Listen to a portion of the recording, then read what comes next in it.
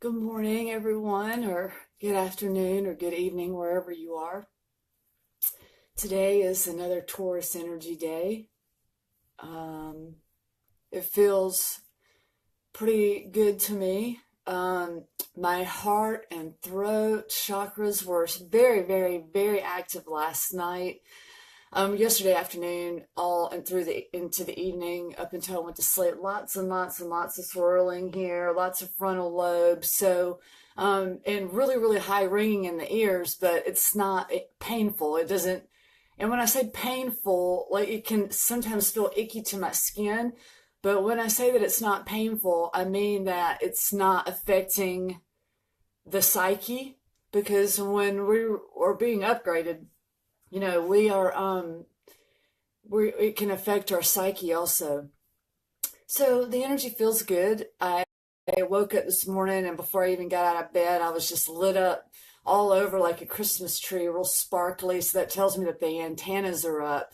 That's a higher magnetic frequency, which tells me that this is more of a sun upgrade versus a super intense, strong signal from the moon. I mean, we're still getting it, but we're definitely experiencing some solar stuff too, I feel. So I've gotten into this cool routine over the last couple of few days, where I'm waking up in the morning, and while I have my coffee, I'm doing what I call my studies, and it's great because I have these great little books that I read, and I like to make notes and talk to you guys about it. It's interesting. Like I've always been an avid reader when I was younger. When I lived at home, that was my escape. I always had my nose in a book, and I've read hundreds and hundreds and hundreds of books. And as I've gotten older, since all of this upgrading is going on and there's so much movement in my brain, my attention span of reading a book is much smaller now. I find I can read better in the mornings. At night is really my brain frequency changes. I have a really strong connection to the moon, and so I'm gauging when my energy is best to do certain things based on how focused I am. And I've noticed that at night it's harder for me to focus. That's why I just get quiet. I don't do a lot of work or mind, processes. I keep it light at night. So anyway, two of the books that I read through, I have a bunch of them around me, so I like to reference them, and it's a cool way not to feel like I have to read the whole book or whatever. Um, these are two books that I have done videos over, and one is called The 23 Steps to Success and Achievement, and the other one is called The Power of Influence. And these two little books, they're really small, they don't have very many pages in them, are so powerful. And I am understanding more and more the power of influence. And humans, we are all influencing each other. We don't realize it. But the way that we talk, the way that we engage with other people, we are programming the minds of other people with every movement we make, with every sound that we speak. And so when we realize that we are all influencing each other, just that clarity gives the human peace. You can look out and go, okay, these people are not going to influence me, or, ooh, I like that energy, influence me all day. Like it's like that kind of thing. It's like the law of attraction, right? And so when we realize that we personally influence other people, then, we get to take a step back to see life. If life doesn't feel good, I always say, well, what are you projecting in your mind? And if, like, we can be in a situation that isn't great and still feel good, I mean, it really is a practice of mindfulness. And so I was reading this morning. First, I read chapter 3 in The Power of Influence, and it's about developing outward thinking. Like everything in life is a thought. Feelings are derived from thought, whether we get them first or afterwards. Nonetheless, those two go hand in hand because we can't feel without thinking. I mean, it's like an interesting thing, even when we get quiet after the thought. So, that understanding that thought and emotion, which are physical feelings that are attached to the thoughts or the energy flow, we can see that we can take the joystick, and start to guide at a much easier vibration. And so one of the things in the book, it was a quote by Napoleon Hill that said, self-discipline begins with the mastery of your thoughts. If you don't control what you think, you can't control what you do. Simply, self-discipline enables you to think first and act afterwards. And that's just simple wisdom. I mean, self-mastery is about being between the thought and the reaction. And whenever you're able to control your energy before you react to someone else, magic. And that takes practice. It does not happen overnight. So just understand that, and that allows us to be gentle to our human. And so it says that the way to positive and long-lasting influence on others is to consistently think of others first. That's the thing. I mean, not everyone is in a state of consciousness within the awareness of their mind. We're all conscious in some way, but there's so many different frequencies. And so whenever like for me specifically, I've always been a giver. I'm a nurturer, I'm a Cancer, like I love the homestead, I'm a homebody, and so I realized that I had to balance my ability to give or whatever it is. And I'll never forget it. Terry Manning, I love you to death. She is a therapist in Georgia that I saw for a few months while I was getting divorced before I left Georgia. And she's so amazing. And she does Skype visits, by the way. She's really wonderful. Terry Manning, I highly recommend her as a therapist to anyone. She changed my life. And I told her one day, I was crying and I was like, I wish I could just turn it off. And I was talking about me being such a giver. And what she said just like penetrated my brain and has never left. And this was back in 2012. She told me, or 2011, she said, Lori, you can't stop being a giver because then you won't be authentic to who you are. She said, you just have to find balance. And I thought, she's right. Well, I had that clarity, that aha moment, but it took me years of practicing it and I'm still doing it. It doesn't end. It's just we get stronger and stronger in our ability to say no thanks. And so it becomes a mindset and attitude when you think of others first. I mean, and this book isn't saying not to think of yourself. Like, we have to be in tune with who we are. But when we focus on other people versus always on ourselves, we change the flow of our rhythm. And it says we go from inner directed to outer, from taker to giver, from self-centered to others focused. And there really is, we all know people that come across as being very selfish or self-centered because of the energy behind their actions. You can set boundaries with people and put your foot down and say no and not be selfish. That we all know the difference, in what that energy is. Like, I guess one of the terms that humans label it is like narcissism or whatever. We all go through it in our lives. We are all that way at one point. So we all know what we're talking about.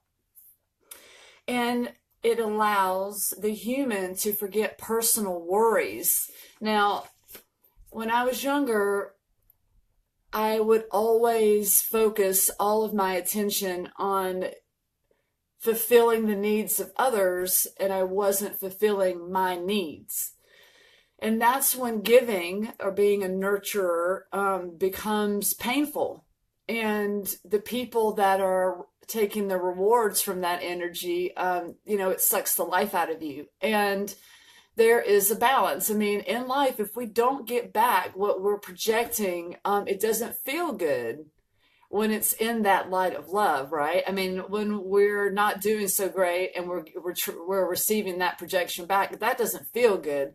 But when we're giving and giving love, or what we think is love, to someone, and we're not receiving that back in return, it's empty. It's empty. There definitely has to be a two-way vibration.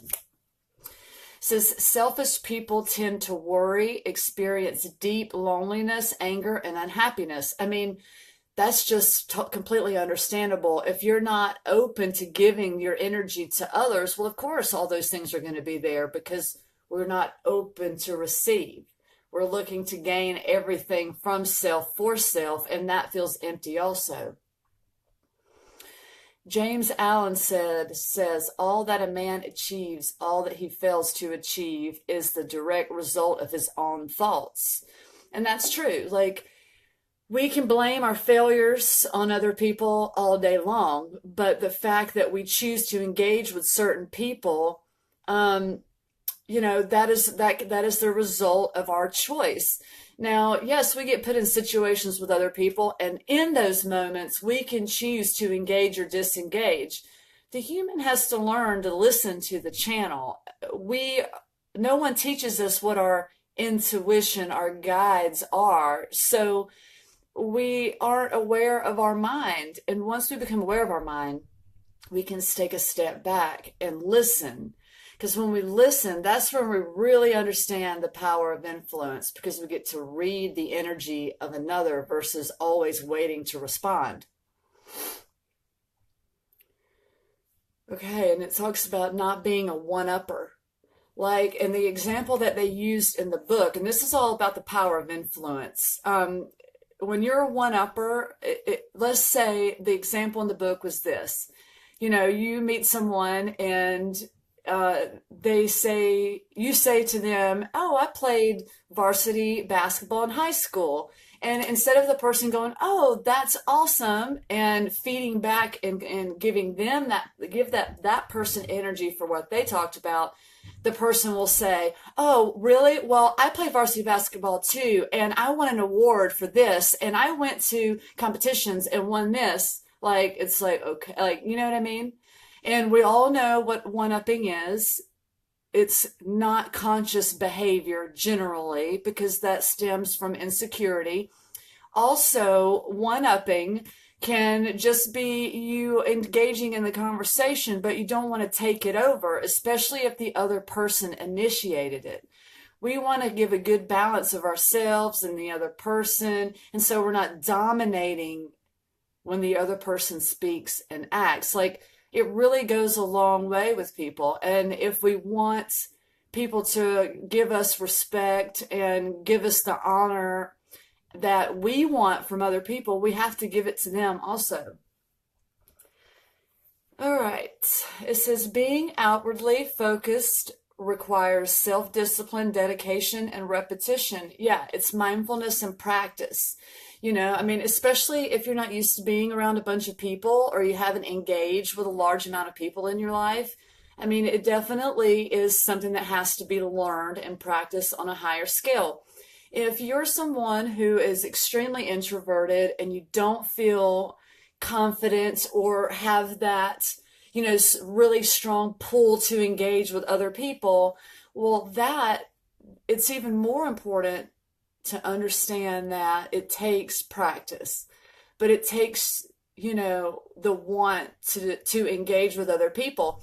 And really, like, engaging with people online and speaking out and saying hi and just popping into conversations and threads and in groups is a great way to practice, to be able to then move forward to practice with live humans. And I speak from experience.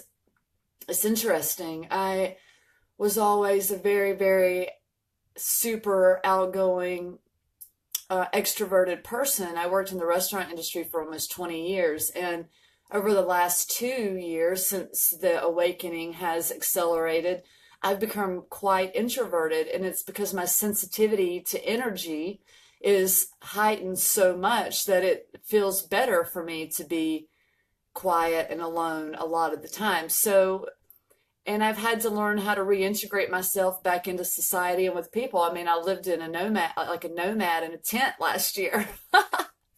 I mean, the energy took me way off grid, and I'm still practicing to reintegrate myself with other people, with this growing business. And it's humans are weird and we're cool, and it's important not to have an attachment.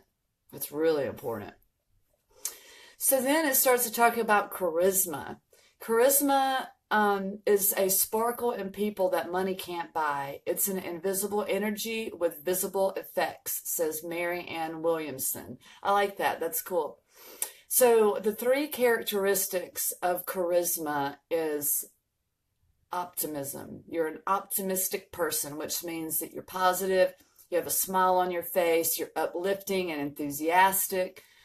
Number two is energy, which means you're active in your energy. You're full of life, high energy, motivated, uses a lot of expression on the face and body language. Like, I am one of those people that have always been very expressive of my face and my hands. And, I don't fake emotion very well. So if I'm quiet or in a mood, it's easy to see. I kind of wear my emotions on my sleeve, as they say. And then the third thing is confidence, which is can-do attitude. When you have an attitude that you can do anything, you encourage others and influence others in that same light. And it's all just a mindset. In life, situations get us down where we feel in a rut and we feel like we can't do anything, but it's really just thought energy. And I speak from experience. I have gone up and down, the slopes of energy in my life, as we all have. And I look back at it now and I take it as like times of rest. If I don't feel super, super motivated, then that means I maybe need to rest a little bit so I can feel motivated versus pushing myself and my mind to reach some goal that's my own goal to begin with. Humans we can really put ourselves in a jail cell, in our own mind, and we don't have to do that. We don't have to do anything. Civil activist Cornel West says that humility means two things.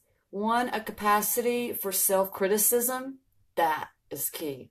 And the second is allowing others to shine, affirming others, empowering and enabling others.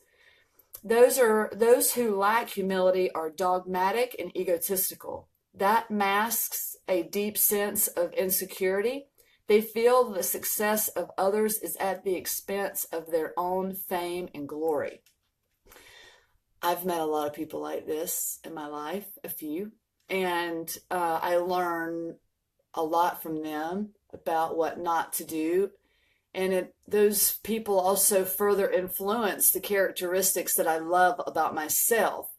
And so I don't attach on to their energy. I just use it as everyone is a reflection, whether it's of how we want to be or how we see we don't want to be. And that allows us to set up energy boundaries with people. We don't have to give someone our energy or open up to let them in. And so humans influence each other. We influence each other's thoughts, feelings, which all program our subconscious minds for us then to react and act in ways that we don't realize are programmed ways.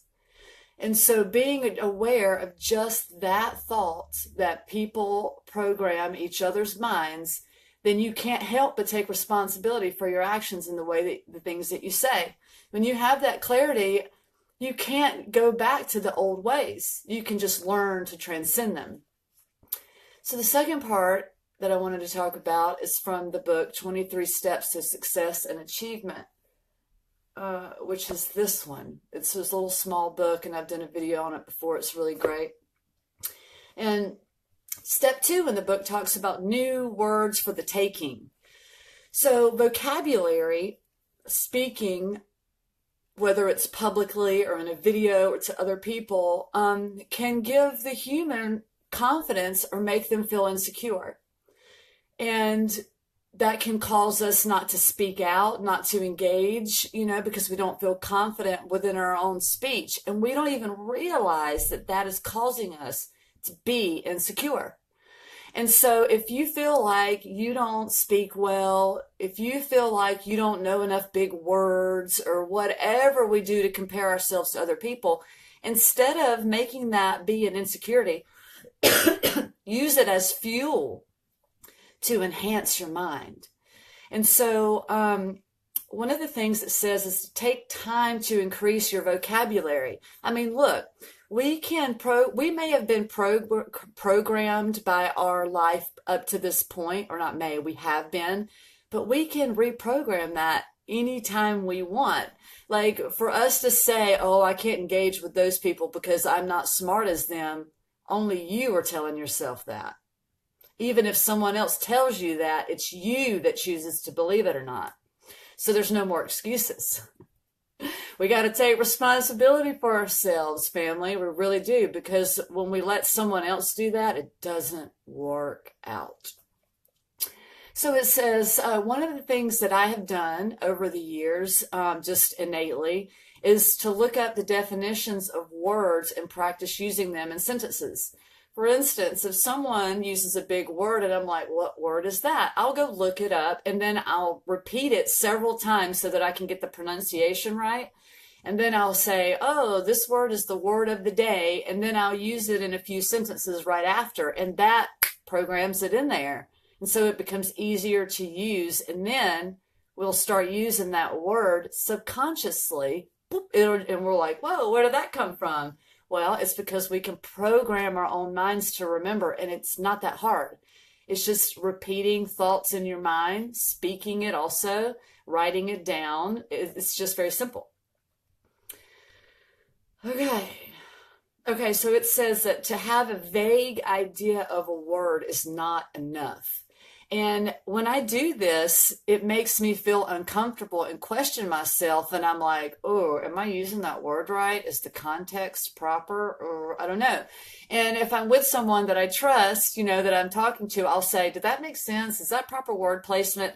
Or I will go look it up. And so to avoid those situations, we can look the words up and get a solid definition so that we speak authentically, because there's so much misuse of information and words out there. It's really important to be secure in the information that we're putting out because it influences other people.